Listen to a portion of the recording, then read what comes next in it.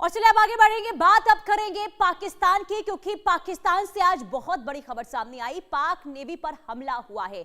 ऐसे में सवाल यह कि पाकिस्तान के सामने क्या आने वाले दिनों में बहुत बड़ी चुनौती आने वाली है। दरअसल बड़ी खबर बता दें, पाकिस्तान आर्मी चीफ और फील्ड मार्शल आसिम मुनीर से अपना घर तो संभल नहीं पा रहा है और वो ईरान युद्ध में टांग अड़ाने के लिए चक्कर लगा रहे हैं। अब देखिए, हालांकि वो प्लान भी फेल साबित हुआ है, सबको पता है, जिसका लाभ उठाते हुए बीएलए ने धुआं धुआं कर दिया है और इस तरह बलूचिस्तान की आग अब जमीन से निकलकर समंदर तक पहुंच गई है और पाकिस्तान की मुनीर सेना चारों तरफ से घिरती हुई दिखाई दे रही है। ग्वादर के पास अरब सागर में पाकिस्तानी नेवी के जहाज पर हमला हुआ है, जिसमें कम से कम 3 नौसैनिकों की मौत की खबर सामने आई।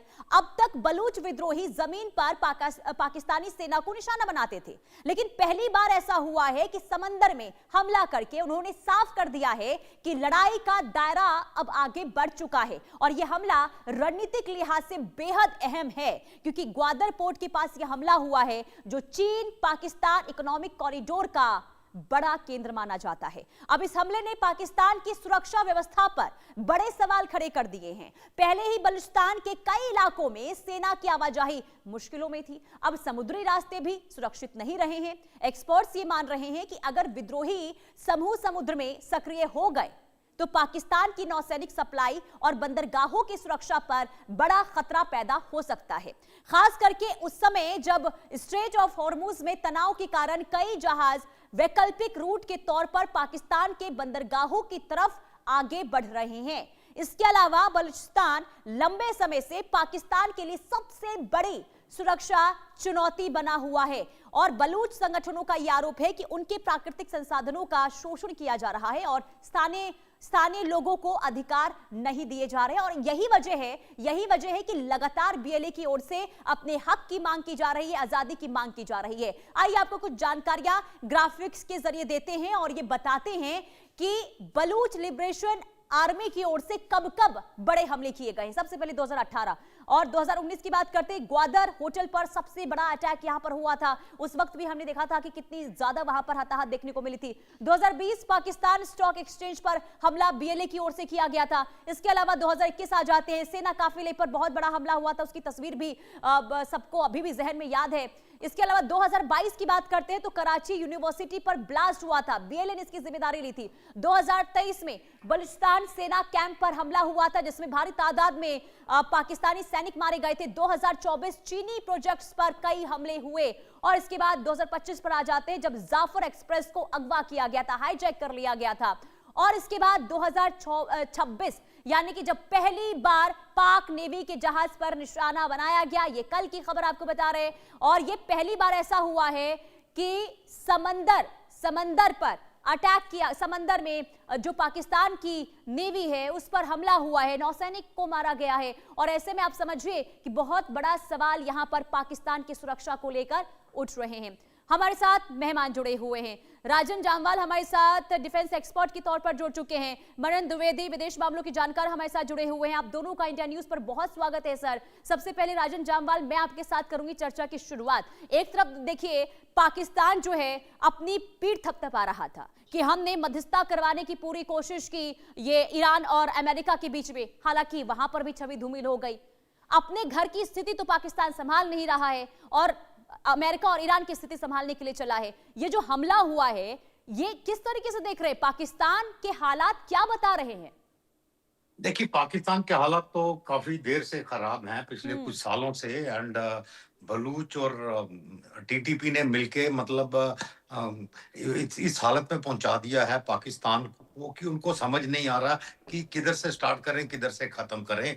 आई मीन जितनी कैजुअलिटी पर डे हो रही हैं और जंग में उतनी कैजुअलिटीज नहीं होती हैं जितनी उनकी पर डे कैजुअलिटीज हो रही हैं। मतलब डिफैक्टो बीएलए का तो बलूचिस्तान पे डिफैक्टो कब्जा है, उन्हीं की रेड चलती है। पाकिस्तान आर्मी बीच बीच में आती है टेररिस्ट की तरह और कुछ लोग उठा के चले जाती है। Anyway, coming to the recent incident, ये एक नया आयाम स्टार्ट किया है ठीक है। बीएलए ने, जब उन्होंने लैंड से हटके नेवल विंग खोल के पाकिस्तान की एक कोस्ट गार्ड की मतलब बोट पे हमला किया और उसमें कुछ नौसैनिक कोस्ट गार्ड के मारे गए हैं। हाँ। सो दिस इज नाउ मतलब पाकिस्तान के लिए एग्जिस्टेंशियल थ्रेट हो गया है। हुआ ये ईरान बॉर्डर के पास गवादार के से थोड़ा सा आगे ये मतलब इंसिडेंट हुआ है, बट एक नया आयाम जुड़ गया है कि अभी मतलब जो उनकी शिपिंग है पाकिस्तान के लिए आ रही है जा रही है वो सेफ नहीं है। This is a threat and Pakistan की डूबती हुई इकोनॉमी इस थ्रेट को ऑब्जॉर्व करने के मतलब कंडीशन में नहीं है। ठीक आप है। बात कर रहे थे कि जो उन्होंने जो शांति सो कॉल्ड शांति वार्ता बिल्कुल। इस्लामाबाद में चलाई, देखिए वो शांति इसमें तो नाम ही नहीं है मेरा, एडमिट ही नहीं किया आपने। ये शांति वार्ता भी आई थिंक स्क्रीन चेंज हो गया है समथिंग। जी जी, हेलो। आप बोलिए सर, बोलिए सर। हाँ तो मतलब शांति वार्ता भी एक वो था उनका प्रयास अपने इकोनॉमिक रिवाइवल के लिए। इस बहाने वो कतर यूएई से कुछ पैसे मांग रहे थे ताकि जो यूएई पैसे मांग रहा है उनसे वो उसको वापस कर सकें आदित्य। वो भी उसमें एक मतलब एक जी। किस्म का मौका मिल जाएगा उस बहाने, तो उसमें भी बिल्कुल। उनका यही और इंटरेस्ट राजन जामवाल आदित्य। सर, देखिए सबसे बड़ी यहाँ पर देखिए ना, अब ये जो पाकिस्तान के इंटेलिजेंस फेलियर किस तरीके से हो रहे हैं, किसी भी हमले को भाप नहीं पाते हैं ये, और यही वजह है कि बीएलए हर हमले को सफलतापूर्वक यहाँ पर देखिए कामयाब करने में यहाँ पर पूरी तरीके से साबित होता है। लेकिन मनन द्विवेदी सर, मैं यहाँ पर आपसे ये समझूंगी, ये जो हमला हुआ है इसके बाद अब समुद्री इलाके की सुरक्षा के लिए कितनी बड़ी चुनौती यहाँ पर बनी हुई, कितना बड़ा खतरा आने वाले दिनों के लिए आप मान रहे हैं? ये कहेंगे, मैं पाकिस्तान के बारे में जितनी बात नहीं की जाए उतना ज्यादा अच्छा है, क्योंकि हम ये देख सकते हैं कि जो हमारा नेबर है, हम अगर अपनी day to day practical life की भी बात करें, अपने रूटीन की भी बात करें, तो हम पाएंगे कि अगर आपका नेबरहुड, आपका पड़ोस के घर में अगर लड़ाई झगड़ा है, वो लोग अगर हैंड टू माउथ हैं, तो बड़ी बुरी स्थिति उनकी अगर है, तो ये प्रॉब्लमेटिक है हमारे लिए भी कि हमारा पड़ोसी खुश नहीं है और कहीं ना कहीं स्पिल ओवर इफेक्ट होता है। तो मैं तो ये सोचूंगा कि पाकिस्तान को, मैं पहले भी पिछले 25 वर्षों से ये डिक्लेयर कर रहा हूं और कहता भी हूं कि ये बेसिकली एक फेल्ड स्टेट है, एक असफल राष्ट्र है। और अगर राष्ट्र की क्वालिफिकेशन के ऊपर भी क्वेश्चन मार्क है, क्योंकि जिस तरीके से नॉन स्टेट एक्टर्स और टेररिस्ट, आतंकवाद को वो जिस तरीके से खुलेआम पिछले 20-25 सालों से स्पॉन्सर कर रहा है, ट्रेड कर रहा है ईरान के थ्रू। ठीक है सर, तो हमारे बहुत साथ बड़ी कैप्टन बात है। श्याम कुमार, रिटायर्ड पूर्व नौसेना अधिकारी भी जुड़ चुके हैं। आपका भी बहुत स्वागत है इंडिया न्यूज पर। सर, इस पर आपकी प्रतिक्रिया चाहूंगी। जो ये समंदर में हमला हुआ है जिसमें पाकिस्तान के 3 नौसैनिक मारे गए हैं, ये कितनी बड़ी चूक सुरक्षा में आप मान रहे हैं?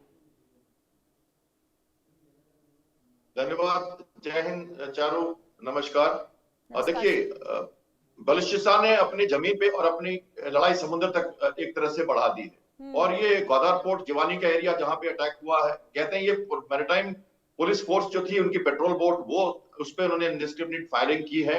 ये बड़ा विस्तार ये है इसका कि उन्होंने एक नया स्वरूप दिया अपने लड़ाई को, अपने जो उनकी जो लड़ाई है बलूचिस्तान को आजाद करने की। तो कोस्टल एरियाज का कंट्रोलमेंट होना और मिलिट्री का लगातार वहां पे प्रभाव, फिशरमैन के ऊपर मैसेकर, या जो रिसोर्सेस है बलूचिस्तान के समुद्र के, उसको लगातार वो एक तरह से दूसरे देशों को दिए जा रहे हैं।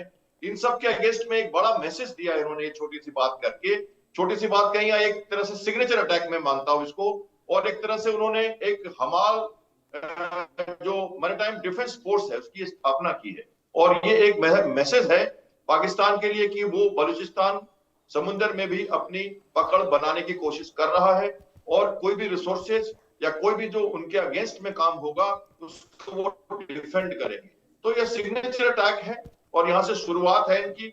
और मेरे ख्याल से ग्वादार पोर्ट जो है बहुत ही सेंसिटिव एरिया है, क्योंकि चाइना का वहां पे बहुत ज्यादा इन्वेस्टमेंट है, और एक तरह से ड्यूअल रोल के रूप में उसको ये यूज कर रहा है चाइना, सिविल एंड मिलिट्री दोनों के लिए। बलूचिस्तान के लोग इससे खुश नहीं है। और आने वाले दिनों में सर समझिए कि ये पाकिस्तान के लिए बहुत